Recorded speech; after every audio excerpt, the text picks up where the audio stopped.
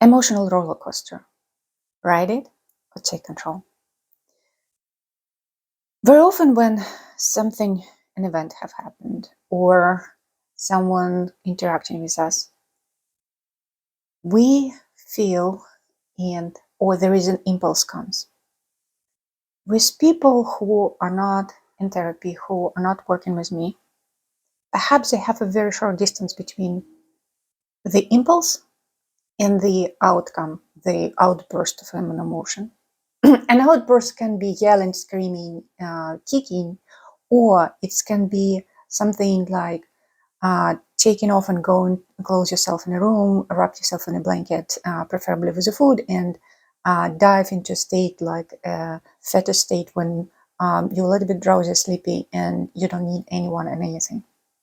So your reaction, the level on which you are regressing at that moment when stress comes, is a level on which you have a trauma. And that is what I work with my client, unpacking, feeling the emotional needs at that level. So you are at the situation when it arises, having a choice of how to react.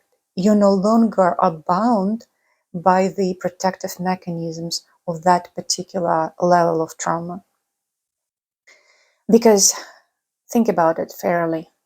If you are not in a fetus position regretting when it's,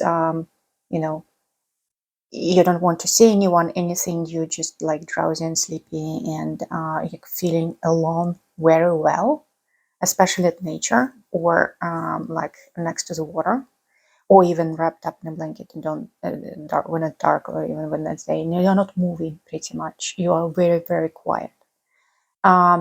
Sometimes you want to yell, scream, kind of get it out of you, or sometimes you are suffering from extreme shame and guilt when it comes to wherever happens in the conversation. And what I want you to understand in all of that is that where impulses and emotion are coming is something that is unconscious. We are not really aware at some point what is a trigger unless you're working in therapy. And then it's outbursts right away, the reactions. Once again, you have to build up this time, have a choice of your next action that you're going to take. Because think about it. If you are yelling, screaming, or feel extreme shame and guilt, you're feeling it where? Somewhere inside of you. Because it's burning like from inside. Or the voices coming in your head, blaming and shaming you in your head. If it's inside of you, then they belong to you, the inside of you. And you are bigger, bound by shape because it's inside, so you are bigger the person, you can deal with it. Yes, there are some very early traumas on which we need to spend more time to filling up your emotional deficit. But what in this video I want to discuss what you can do right now at that moment when the outburst happening. And slowly you can use some exercises that I have on my channel. You can build up a skill and having a gap between impulse and your reaction longer. So you have more choices, more adult strategies to deal with the impulses and sensations before you act. Ida, also, the first one, what do we have? We have, if you don't build up it, but you feel that it's outburst and you used to scream, kick, yell, what you can do is to take a second to yourself and say, okay, those are the thoughts that I currently have on this. Those are the feelings that I have. And I recognize the feelings. And you start to list them. I feel anger, frustrated, sad, it tears me out. It feels like it's going through my body. So you're talking about impulses and sensation, and you allowing them to feel and in feel and be released in the outside. If you cannot do this at the moment, at least reset from the body. Run as fast as you can. Um, jump on your heels. Take a pillow. Yell at the pillow. Those are will allow you to reset at the moment the impulse that's coming up, but it still needs to be felt. And on a cognitive level, you need to explain to yourself and learn from it, because this is an experience. As an adult, we are developing skills of dealing with this experience. So what is it on the level of emotions? We mentioned you naming them. On a level of impulses, if you can release it safely through the feelings inside, but if you cannot, do physical reset. On a level of cognition on your own, that is not therapy settings what I do with clients, because I go to the past memories and we are gently restoring wherever you felt that you haven't had. For example, you were fearful, but what restoring the safety so you can grow out of it. You can feel safe again with everyone, or being relaxed again because nobody is bombarding. Once again, on a level of cognition, I'm going to give you 5 different directions when you are done with researching, or either on a physical level or emotional level, to point out and to look at those 5 kind of directions where this impulse goes and what it means for you. So number 1, it's prioritize. Asking yourself a question: with this, is this matter? Would it be matter? This whatever happening and my reaction on it in 5 days from now?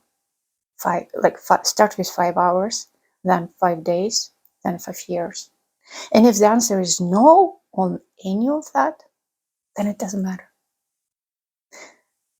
Next is good to recognize who is the owner of what is going on. For example, is it me who letting myself down, or is it someone else looking at me as if I'm down?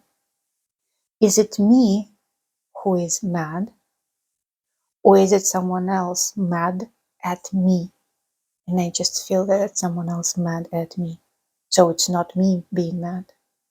Is it me being scared, or somebody scares me?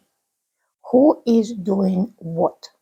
Because very often we people who are very sensitive, we can feel and accept as if it's us who is angry, it's us who is scared. But in reality, it can be feelings of the other person.